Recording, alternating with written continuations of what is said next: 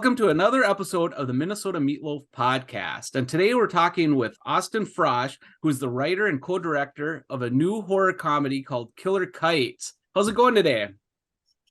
It's going great. How are y'all today? We're doing well. Doing really good. Could you tell us a little bit about Killer Kites? Sure. Just to give a little bit of backstory, I would call the more main director, Paul Dale. He's been making these movies for quite a while now. He has two notable movies of this same variety. He has Silent but Deadly and Sewer Gators. Oh. Silent but Deadly is about killer mimes. Sewer Gators is about alligators that come out of the toilet and kill people. And so he was like, he wanted me to write one, and he just gave me the title Killer Kites. Or we were going through a few ideas, I think, and he was like, "Well, what about Killer Kites?" I was like, "That's stupid. I'm gonna do that one." So I wrote it like my whole thing was I was just trying to write it the same way that the others were. So I was just trying to make it fit in, even though Paul had written those and directed those by himself. I was just trying to make this one fit with the rest. So I definitely dialed up just the absurdity and just the kind of cheesiness and everything, and just tried to I just wanted to make it a Paul Dale movie basically. So where did the idea yeah. for a kite come from? Was it just trying to think of the most random stupid thing possible, or something that's non-threatening, or just came out of nowhere? So I had thought that it was just totally random, but then Paul reminded me recently that it was his like brother sent him a video of a kite like knocking someone down, and his brother was like, "That's your next movie." So I think that was just kind of circulating. We always have like at least like 10 different ideas always kind of circulating. That one just caught my attention. I was like, I can do something with that. Nice. How long did it take filming and all that? Oh, I mean, this one definitely took the longest out of, because I've been involved with the other productions, usually just kind of on screen as like a minor character, like behind the camera, just helping out. But from what I know, this one definitely took the longest because we filmed all of October. We were doing weekends, whatever weekdays we could scrounge up. It seeped into November too, like some of the extra scenes. We definitely made sure to like get the main film done, and then all those like extra scenes that y'all see like of random people getting killed. We just kind of like, I'd written a bunch more honestly, and we just were trying to film enough to make up the movie. So it took about, I would just say, a month and a half to film, and then editing, it kind of took a while for us to pick it up, just because you know how long it can take sometimes to deal with that. I would say that took from like December to February, so like another 2 months to edit it, just because me and Paul both work full-time jobs on top of it. So it was just like at night we'd have to switch, and Paul's an editor as it is. So it was a little tough for him to have to also pile this on top of everything. But we got it done. Wow. Had you guys known each other? Do like all the cast, are you guys all friends, or how did you find them? Or I've been friends with Paul since like 2007. We became friends in high school. There's the Oracle guy in the movie. I've been friends with him since like 2000. Like we've been, because we went to grade school and high school together too. Daniel as well. So me, Daniel, and Zach, the Oracle. We all went to grade school and high school together. And Paul, I've known since 2007. He was making these like little funny zombie movies, and I was like, "That's cool. I want to be part of that." And the rest is history. Awesome. Where did you film it? So we are just right north of New Orleans in Covington. So that's where, about like probably 75-80% of the movie was filmed here. And then the other chunk was filmed in Lafayette, which is about 2 hours west. We had to go, we didn't want to have to go there, but that was the only place where we had access to an open like office, and we had that garage for the scenes where like we're doing the training and all that. So it just kind of worked out, and we just made it like a full like 12-hour day and just knocked all that stuff out. Wow. her name, but the actress in there, she looked like she was always in a stupor in that movie when you were watching her. It looked pretty cool. Oh, and a stupor. Yeah, it's just that's Mana. She's my favorite part about like doing this. The best part was Mana because she was always professional, always prepared, never asked any questions about how, because she's been in the other movies too. So she knows not to ask any questions about how stupid something is. She just goes along with it, and there's never an issue. Like I can go to set and be like, I know Manal is going to be prepared. I have no problem with that. So that was always nice, and I definitely think she's the best actor in the movie. So we've seen Sewer Gators also. We didn't see Silent but Deadly, but the newscaster Brock Peterson, Yeah, he's a reoccurring character. And yeah, so he's a guy that looks exactly like Paul Dale, but it's not Paul Dale, and he's an awful person. Like outside of filming the movie, we try to avoid him at all costs. Really? Yeah. That makes all the little captions even funnier. Yeah. It's not Paul Dale though. It's a completely different guy. Okay. Yeah, I So bet it what was are a lot of fun filming it. Looked like you guys, had a good time doing it, and Yeah, for sure. Especially after that first weekend where we had to go 2 hours away. Everything else was pretty easy. It's definitely the most fun, like, because the scenes that I directed were more those side scenes, and those are always fun because I see it as just making skits pretty much. So those were probably the most fun, like filming with Paul doing his little bits, and like the scene of the guys with the corpse on the golf cart and stuff like that. That's always fun. Nice. And then giving the kite a Russian accent, that was at the end where he was speaking. Oh, that was Zach, who plays the Oracle. He was just doing his best Gilbert Gottfried. oh, that's great. So what are some of the other ideas you got floating around that we might see in the future? So Paul is currently in the hole working on a script called Murderitaville, which is a movie about Jimmy Buffett impersonators getting killed. And I don't want to spoil about the monster, but I think it's going to be the best one so far. Awesome. Nice. Yeah, another one I'm working on is a movie called Bigfoot versus Big Shark. That one should be good. Yeah. I just really enjoy your guys' sense of humor with these films. It's just they're hilarious. I like in the in the Killer Kites with the bread festival. I was like, oh my god, that was genius. Oh yeah, it's just kites love bread. Everybody knows that. I really appreciate that, and I really appreciate when people get it and don't try to take it seriously, because it's like we're obviously making something stupid. So Paul calls me and reads me every single review, even though I'm always like, Paul, I don't care if they're not like gonna be a fan. I don't care. I just want the fans to like the latest one the best. And he's like, no, dude, you got to hear the bad reviews. All right. Who came up with the cunts yeast? So that wasn't. I don't want to take credit for that. I don't care to take credit for that. That wasn't in the. I just had the bread festival, and then we were doing like a read through of it at a bar, of course. And they're like, it was probably Paul that was like, dude, what if we call it? Because like we went to high school with someone whose last name was Kuntz. Oh, so that was like coming from a place where it's like that is a real last name. Yeah. So technically we can get away with it. Yeah. And they just were like, well, if we call it the Cunts East Bread Fest, I was like, okay, that's funny. So it's stuck, and that's why it's there.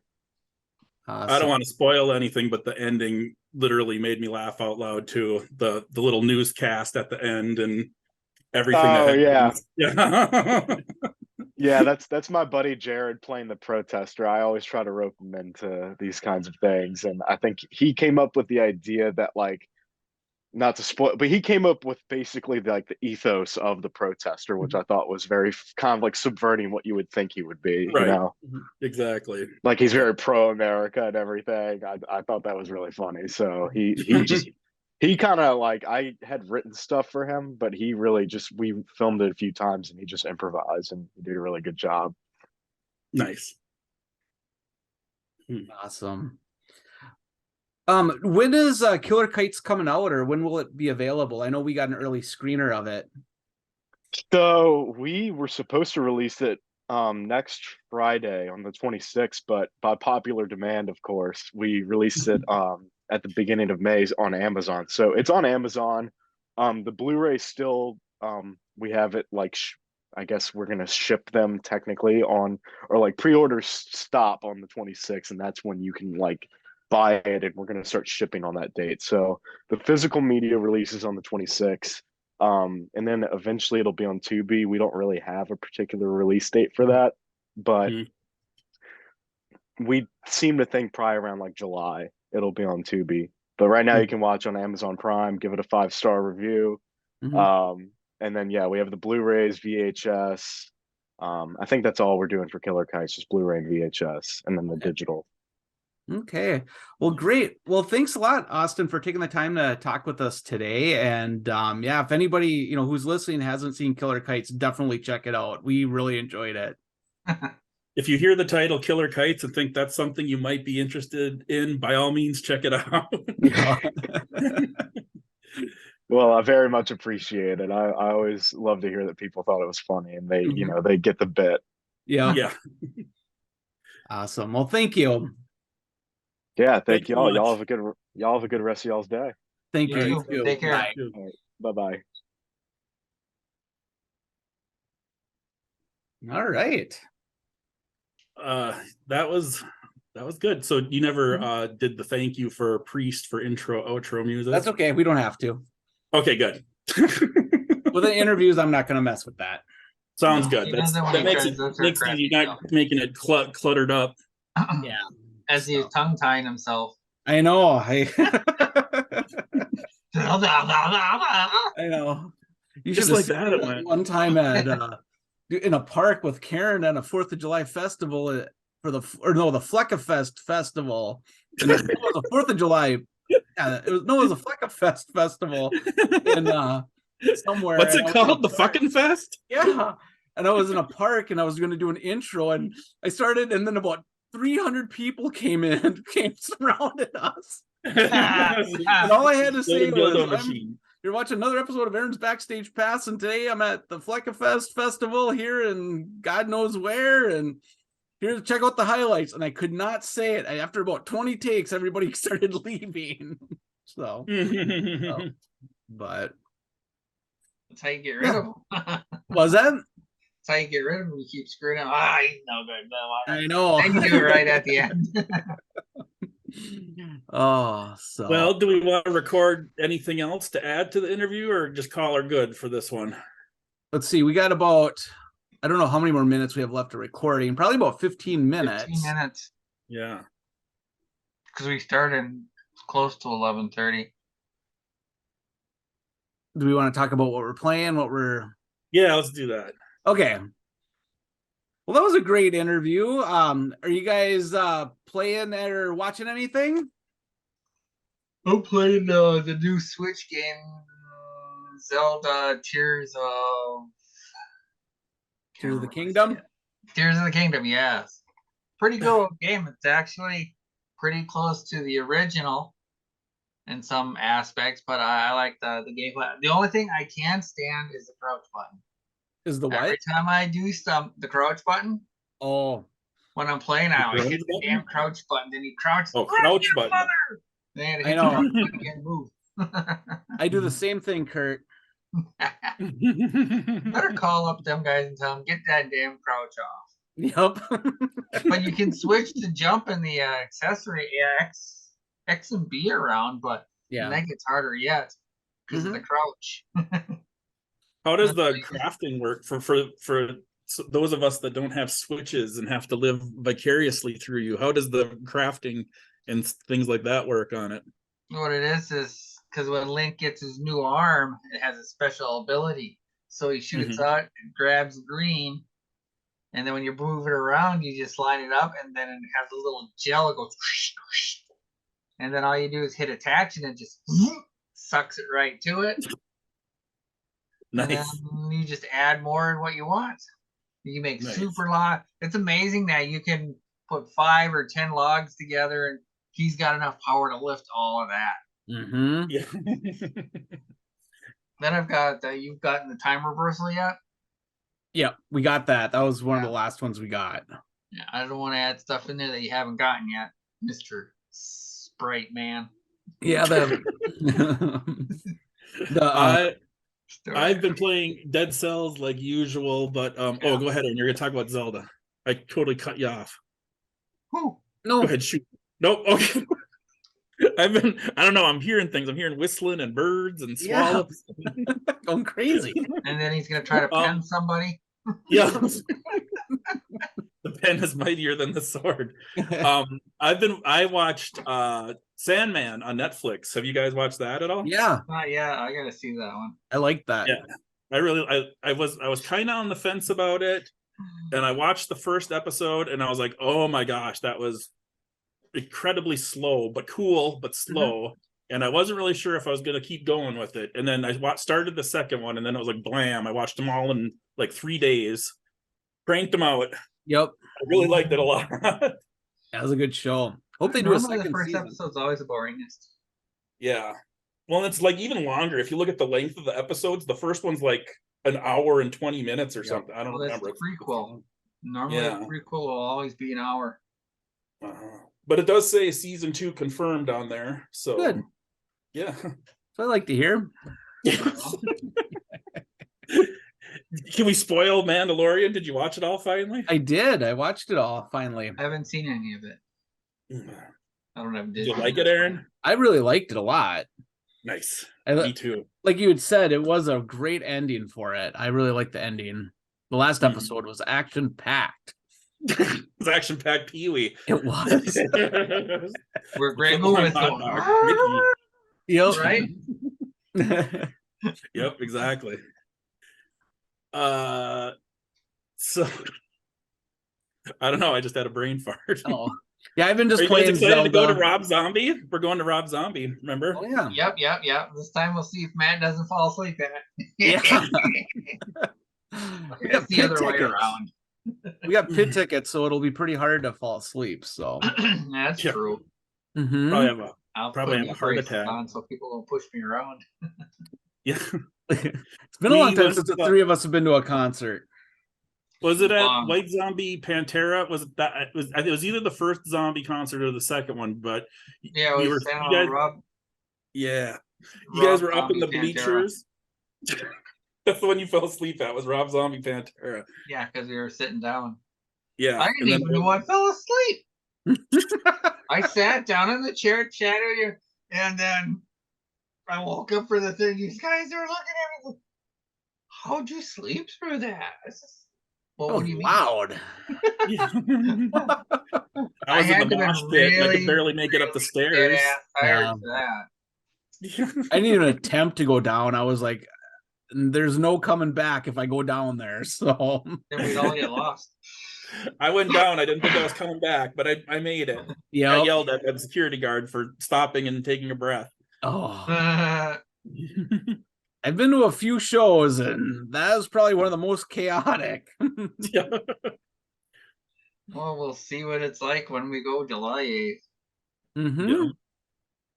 And then after that, won't it be Crypticon? Yeah, in September. Yep. Got to get a lot of dough ready for that one. Holy cow. Woo, Crypticon! Yeah. I'll have to wear my shirt when I go to Crypticon. Yep. I'm excited for that. Mm-hmm. Yeah. All right. Well, I think that concludes this episode of the Minnesota Meatloaf podcast. High energy ending. Yep. Big finish. I'm tired. I was up until 12, so actually up until 3 o'clock. Oh, I got home, watched 2 shows, and started playing Zelda. I looked, it was 3:02. I think I better go to bed. Huh. And to be up for this thing. Yep. I said, no, I can't fall asleep through this. I really get yelled at by Aaron and Matt. All right, you can finish up, Aaron. Okay. I'll start one more time. Well, I guess this finally concludes this episode of the Minnesota Meatloaf podcast. And I want to thank everybody for listening. And yeah, we'll be back next week with probably another top 3. Yep. If you like the podcast, please like it on your podcast platform of choice. We especially like it when people follow us on Spotify. And you can leave us reviews, you can leave us comments, you can ask us questions, you can give us suggestions, you can tell us to go F ourselves. You can do all kinds of things there. Yep, we appreciate it. Yep. And don't forget your woohoo, because Matt wanted it done at 400. Remember that, Matt? Yeah, I do remember that. Yep. So anyway, woo. I say woo. Yep. Woo. Gets me motivated. Yep. There you go. All right. Thanks for listening. Have a great day. See you next year.